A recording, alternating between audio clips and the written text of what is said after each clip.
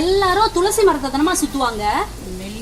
நெல்லிலையும் மகாலட்சுமியும் மகாவிஷ்ணுவும் குடி கொண்டிருக்க இடம் இதுதான். நெல்லி மரம் எந்த வீட்டில் இருக்கோ அந்த வீட்டில் பணத்துக்கு பஞ்சமே இருக்காது. நெல்லி மரம் அவ்வளோ விசேஷம். இதை டெய்லி துளசி எப்படி டெய்லி கும்பிடுமோ அதே மாதிரி நெல்லி மரத்தை கும்பிடுங்க. பண கஷ்டமே இருக்காது உங்களுக்கு. உங்கள் வீட்டில் ஒரு நெல்லி மரம் வச்சு அது வளர வளர நீங்கள் எப்படி இருக்கீங்கன்னு பாருங்கள். நான் டெய்லி இதை கும்பிடுறது வழக்கமாக வச்சுருக்கேன். அம்மா இதை வெள்ளிக்கிழமை தான் கும்பிடணுமா இல்லை டெய்லியே கும்பிடலாமா?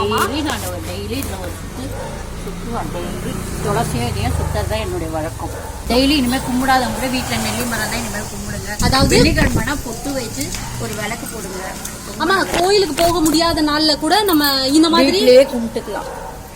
கடவுளோட அனுகிரகம் கிடைக்கும். கோவிலுக்கு தான் போய் கும்பிடனே கிடையாது. வீட்லயே நம்ம கடவுளை கும்பிடலாம். இன்னைக்கு மகாலட்சுமியும் மகாவிஷ்ணுவையும் சேர்த்து கும்பிட்டுட்டோம் பார்க்கணும். ஓகேம்மா, பாய்.